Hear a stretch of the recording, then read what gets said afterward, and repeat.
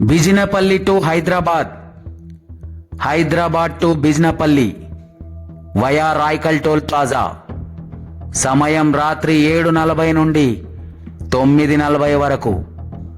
ఆ 2 గంటల్లో ఏం జరిగింది? పగిలిన బీరు సీసాల సారాంశం ఏంటి? ఊడిన పాదరక్షలు, 100 అడుగుల దూరంలో పడి ఉన్న మృతదేహం దేన్ని సూచిస్తుంది? ముగ్గురి ఫోన్లు, 3 లొకేషన్లు. ముగ్గురిగా కలిశారు, ఇద్దరిగా విడిపోయారు. షాద్ నగర్ సమీపాన రియల్ వెంచర్లో డెత్ మిస్టరీ. వడ్ల వ్యాపారంలో మెలకువలు తెలిసిన వ్యక్తిని మచ్చిగ చేసుకున్న 2 యువకులు అదే వ్యాపార లావాదేవీల ముసుగులో వచ్చిన ఆర్థిక వ్యత్యాసాల నడుమ నమ్మించిన వ్యాపారినే అనుమానాస్పద స్థితిలో అంతమొందించిన ఘటన రంగారెడ్డి జిల్లా ఫరూక్ నగర్ మండలం కాశిరెడ్డిగూడ గ్రామ సమీపాన రియల్ వెంచర్లో గురువారం వెలుగు చూసింది. వివరాల్లోకి వెళితే నాగర్ కర్నూల్ జిల్లా బిజినపల్లి మండల కేంద్రానికి చెందిన యువకులు అరవింద్ శివాజీలు 3 నెలల క్రితం అదే మండలం మంగనూరు గ్రామానికి చెందిన అనుభవజ్ఞుడైన వడ్ల వ్యాపారి ఎండి హసన్తో కలిసి వడ్ల కొనుగోలు వ్యాపారానికి శ్రీకారం చుట్టారు. అనుకున్నదే తడువుగా పరిసర గ్రామాల రైతుల నుండి గత ఖరీఫ్ సీజన్లోని మొక్కజొన్న, వరి ధాన్యాలను పెద్ద మొత్తంలో కొనుగోలు చేసినట్లు సమాచారం. ఇదే క్రమంలో రైతులకు చెల్లించాల్సిన డబ్బుల విషయంలో ముగ్గురి నడుమ తలెత్తిన విభేదాల్లో చోటు చేసుకున్న నాటకీయ పరిణామాల నడుమ ఇంతటి అఘాయిత్యానికి ఒడిగట్టి ఉంటారేమోనన్న అనుమానాలకు బలాన్ని చేకూర్చేలా వెలుగు చూసింది ఘటన. మృతుడి సోదరుడు హాజీ తెలిపిన వివరాల ప్రకారం ఈ నెల 22వ తేదీన ఉదయం అరవింద్ శివాజీలు కలిసి హసన్ ఇంటికి వెళ్లారని, కారులో హైదరాబాద్ వెళ్ళొద్దామంటూ మాట్లాడుకొని అక్కడి నుండి ముగ్గురు కలిసి బయలుదేరినట్లు తెలిపారు.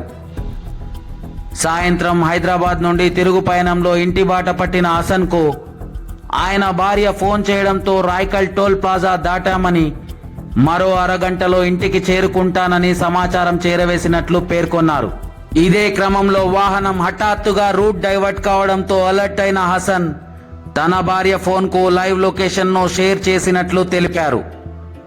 దాంతో మార్గ మధ్యంలో వస్తూ ఉంటారనుకున్న కుటుంబ సభ్యులు హసన్ మొబైల్ కు పలుమార్లు ఫోన్ ట్రై చేసినా రెస్పాండ్ అవ్వకపోవడం, గంటల వ్యవధిలోనే 2 ఫోన్లు స్విచ్ ఆఫ్ అవ్వడం చెకచెకా జరిగిపోయాయని, వెంట వెళ్లిన అరవింద్ శివాజీల ఫోన్లు కూడా స్విచ్ ఆఫ్ రావడంతో ఆ కుటుంబ సభ్యుల్లో ఆందోళన అమాంతం పెరిగేలా చేసిందని తెలిపారు.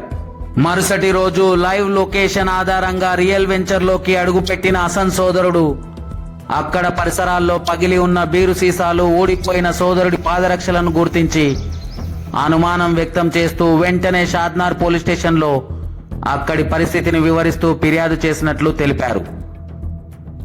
అలర్ట్ అయిన పోలీసులు మిస్సింగ్ కేసుగా నమోదు చేసుకొని తమదైన శైలిలో దర్యాప్తు వేగవంతం చేస్తూ పరిసరాలను పరిశీలించినట్లు తెలిపారు. అప్పుల ఊబిలో కూరుకుపోయి ఉన్న అరవింద్ శివాజీలు రైతులకు డబ్బులు చెల్లించకుండా తన అన్నను బద్నాం చేసేందుకు కుట్ర పన్ని ఉంటారని పేర్కొన్న హాజీ, డబ్బుల వ్యవహారంలోనే హసన్ 2 వ్యాపార భాగస్వాములను గట్టిగా ప్రశ్నించడమే శాపంగా మారిందేమోనన్న అనుమానాలను వ్యక్తపరిచారు. అన్న మిస్ అయిన నాటి నుండి అన్ని ఆధారాలను సేకరించేందుకు విశ్వ ప్రయత్నాలు చేసినట్లు తెలిపారు. కుటుంబ సభ్యుల అనుమానం నిజమైంది. 2 రోజుల అనంతరం అదే వెంచర్లో విగత జీవిగా పడి ఉన్న హసన్ మృతదేహం కుళ్ళిన స్థితిలో వెలుగు చూసింది. విషయం తెలుసుకున్న వెంటనే స్పాట్ కు చేరుకున్న షాద్నార్ పోలీసులు ఏసీపీ లక్ష్మీనారాయణ, సిఐ సీతారాంల పర్యవేక్షణలో పోలీస్ సిబ్బంది మృతుడి హసన్ బంధువులకు సమాచారం చేరవేశారు. సంఘటనా స్థలానికి చేరుకున్న బంధువులు హసన్ గుండెపై పాప పచ్చబొట్టు ఆధారంగా చనిపోయింది హసనే అని నిర్ధారించారు.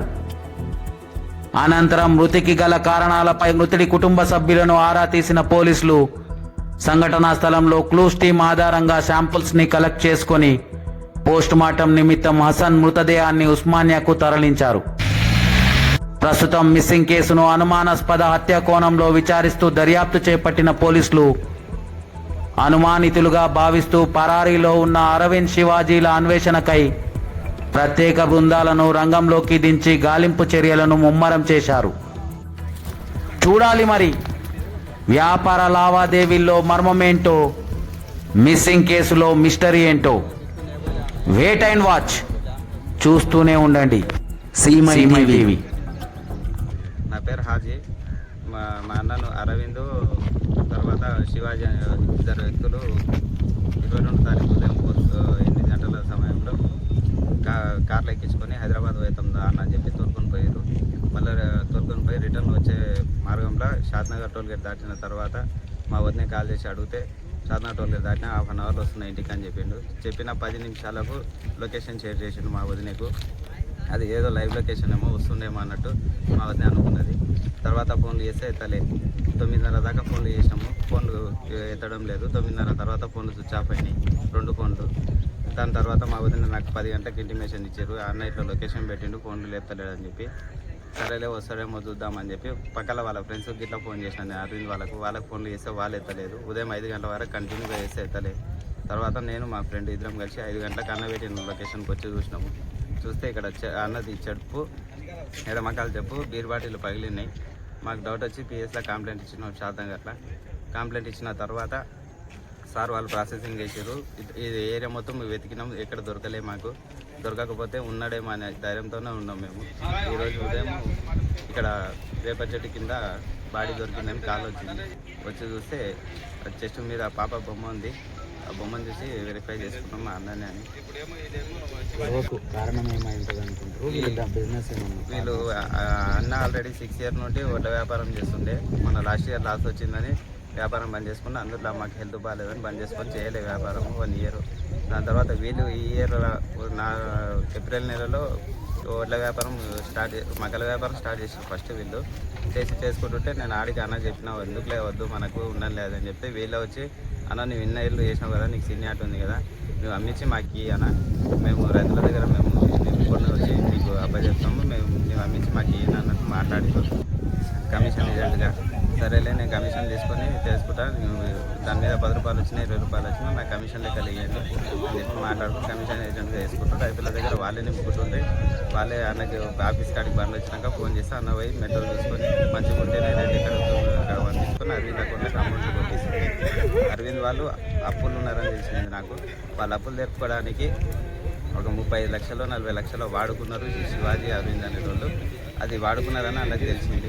తెలిసిన తర్వాత వాడుకున్నారని తెలిసింది. రైతులు వచ్చి వాళ్ళని అడుగుతుంటే ఇట్లా పలానా ముస్లిం ఆయన మంగళూరు హసన్ అనేటైనా వాళ్ళకి ఇచ్చిన నేను పండు ఆయన ఇంకా డబ్బులు కొట్టలేదు, నాకు ఇస్తా అని చెప్పి అనే వరకు అన్న ఆల్రెడీ సీనియారిటీ ఉంది కాబట్టి అంతకుముందుకు ఉన్న రైతులు వాళ్ళంతా అన్న పరిచయం కాబట్టి ఫోన్లు చేసి ఇట్లా నీ పేరు చెప్తున్నారు అని చెప్పి అడిగితే నా పేరు ఎందుకు చెప్తారు, నేను చేయలేదు అంతా, నేను కమిషన్ ఏజెంట్ని, వాళ్ళకే సంబంధం, వాళ్ళ అకౌంట్లోకి నేను పైసలు కొట్టిస్తాను ఉన్నా, నా తన మొత్తం హిస్టరీ ఉంది, వాళ్ళు పైసలు అప్పులు ఉన్నారు, వాళ్ళు వాడుకుంటున్నట్టు నేను అడుగుతా అని చెప్పి వాళ్ళకి ఫోన్లు చేసి తిట్టిండు. మీరు ఎందుకు వాడుకున్నారు పైసలు, రైతుల పైసలు ఎందుకు ఆపుకుంటారు మీరు, నాకు అట్లా లాస్ట్ ఇయర్ నాకు అట్లా లాస్ వచ్చాయి, నేను ఎంకికి జరిగిన దందా చేయలే, మీరు అదే పొరపాటు ఫస్ట్ ఇయర్ చేస్తున్నారు, ఎందుకు పొరపాటు చేసుకుంటారు, ఫస్ట్ వాళ్ళకి రైతుల పైసలు రైతులకి ఇవ్వండి, నాకు ఇట్లా కమిషన్ పైసలు 7.5 లక్షలు రావాలి, అది నాకు తర్వాత ఇచ్చినా సరే ఇప్పుడు ఏం వద్దు, ఫస్ట్ అయితే రైతులకు ఇచ్చి మాట ముట్టించుకోండి, నా పేరు ఎందుకు బతాలు ఎత్తురు అని చెప్పి అన్న మాట్లాడిన తర్వాత సరేలే అన్న ఎట్లనన్నా చేద్దాం అదే అని చెప్పి వీళ్ళు మాట్లాడుకున్న ఆ రోజు నైట్ మళ్ళీ ఫోన్ చేస్తే అన్న బిన్నపల్లి పోయి వీళ్ళంతా కలిసి ఛాయలు తాగి అంత తాగి మళ్ళీ ఇంటికి వచ్చింది. అన్న వచ్చిన తర్వాత మళ్ళీ రోజు ఉదయం ఫోన్ చేసి అన్న హైదరాబాద్ పోతాం దాని అని చెప్పి అన్నకు ఫోన్ చేస్తే వీళ్ళు కంటిన్యూగా తిరుగుతూనే ఉంటారు. అదే లెక్కలో అన్న ఏమో కామన్గానే కదా అన్నట్టు సరే ఎందుకు రా అని చెప్పి అంటే జర వేరే వాళ్ళని డబ్బులు అడిగినా నేను ఇస్తామన్నారు, అది తీసుకొచ్చి కొద్దిగానైనా రైతులకు అడ్జస్ట్ చేద్దామని చెప్పి పోతాం దాని అని చెప్పి అనే వరకు సరేలేరా చేద్దాము ఎట్లన్నా అడ్జస్ట్ చేయండి మీరు అని చెప్పి అంటే పోదాం దాని అని చెప్పి తోలుకొని పోయారు. ఉదయం 8:30 సమయంలో వచ్చి రోడ్డు మీదకి వచ్చి ఎక్కించుకొని పోయారు. వాళ్ళ కారే అది, మా సొంత బండ్లు ఉన్నాయి కానీ మా బండ్లు వద్దని చెప్పిరా, మళ్ళీ ఏమైందో మాకు అదైతే తెలియదు. వాళ్ళ సొంతం కార్లను ఎక్కించుకొని పోయారు. పోయిన తర్వాత రాజాపూర్లో ఈ బాబు కలిసింది వాళ్ళకు. ఈ బాబు కలిసిన తర్వాత టీ స్టాల్ కాడ ఆగినారు. అన్న ఫోన్ చేసింది ఈ బాబు రాజాకుంట కలిసి అన్న వాళ్ళిద్దరే ఉన్నారు, కార్లో ఎవరు లేకున్నారు. వాళ్ళిద్దరు ఉన్నారు. టీలు తాగిన తర్వాత ఏడిపోతున్నారు అన్న అని చెప్పి అడిగితే ఈ బాబు హైదరాబాద్ పోతున్నా అని చెప్పి అన్నారు. అన్నాక సరే నువ్వు ఇంటికి వెళ్ళిపోయి హైదరాబాద్ వేసా అని చెప్పి అదే కార్లో ఎక్కిపోయారు వీళ్ళు. మళ్ళీ రిటర్న్లో మా వదిన ఫోన్ చేసినప్పుడు షాద్నాథ్ హోటల్ దాటినా అని చెప్పి అన్నారు. అన్న 3 నిమిషాలకి అన్న లొకేషన్ పెట్టి ఆ లొకేషన్ పెట్టిన తర్వాత మేము ఫోన్లు చేస్తే ఫోన్లు లిఫ్ట్ చేయలేదు. తర్వాత ఇక్కడ ఉదయం మార్నింగ్ వచ్చి పొజిషన్ కనిపించింది. గొడవ ఈ గొడవ కాక ఇంకేమన్నా ఇంకేం గొడవలు లేవు. మంచిగా ఇంటికి వస్తుంటే దీంతో బాగానే ఉంటుంది, అన్నదమ్మలాగా ఉంటుంది వీళ్ళు. కానీ ఇప్పుడు ఏమైందో ఇన్వెస్టిగేషన్ చేస్తే తెలుస్తుంది వీళ్ళు కావాలని చేసిరా లేకపోతే డబ్బులు వీళ్ళు చంపేసి వీని మీద దొబ్బేసి మనం ఎక్కడన్నా పారిపోదాం వీడే ఇయ్యలే మాకు అని చెప్పి అట్లా బద్దలు లేపాలని చేసిరా ఏం చేసినా అర్థమవుతుంది. అన్న ఫోన్లు దొరికితే ఆల్రెడీ ఎన్ని డబ్బులు వేయించింది వాళ్ళకి ఇంకా మొత్తం బయట దానిలోనే ఉంటుంది. ఇంకోటి అన్న రాసి పెట్టిన బుక్కులు ఇంట్లో ఉన్నాయి. ఆ బుక్కులు అయితే మొత్తం లెక్కలు ఉంటాయి, డేట్స్ సహా ఉంటుంది. ఫోన్పే చేసింది ఏమన్నా అకౌంట్లోకి వేసింది అన్ని అదొకటి ఫోన్లో ఒకటి దొరికితే మొత్తం బయట పడుతుంది. వీళ్ళు ఏమన్నా లొకేషన్ ఏమన్నా ట్రేస్ అయిందన్నారా పోలీసు? పోలీసు వాళ్ళు ఆల్రెడీ ఆ రోజు నైట్ మేము కంప్లైంట్ ఇచ్చిన రోజు సార్ వాళ్ళు ఉండి మీ అన్న ఫోన్ అయితే నాకు కొత్తమల్లి గారి ప్లేస్లో లొకేషన్ ఆన్ అయింది, లాస్ట్ సిగ్నల్ ఆడ వచ్చింది మీ అన్నదాన్ని అన్నారు. తర్వాత బిజనపల్లిలో అరవింద్ అనే ఆయన వచ్చిందని చెప్పారు. శివాజీదేమో ఆల్రెడీ హైదరాబాద్లోనే స్విచ్ ఆఫ్ అయింది ఎల్బీ నగర్లో.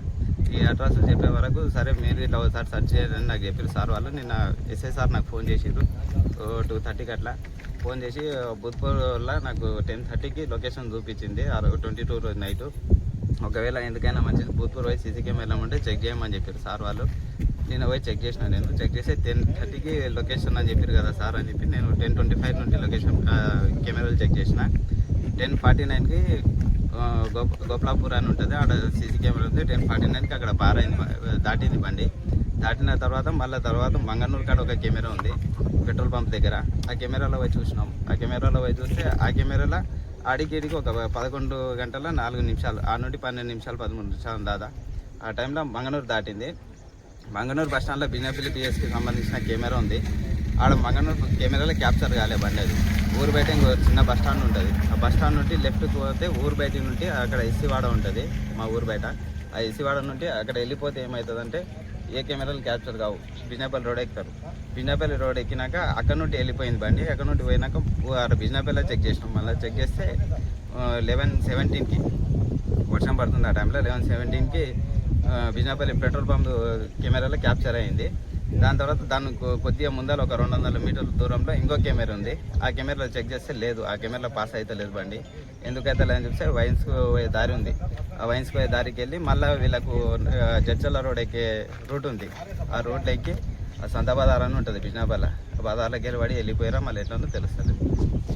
దాని తర్వాత నిన్న నాకు సార్ చెప్పింది ఏముందంటే ఫోన్ ఆన్ అయినట్టు ఉంది సార్, నాకు ఏదో డౌట్ వస్తుందని చెప్పి నేను ఎస్ఐ సార్తో అంటే నిన్న చెప్పిన నేను ఫోన్ ఆన్ అయింది కానీ అది మొన్న ఆన్ అయింది.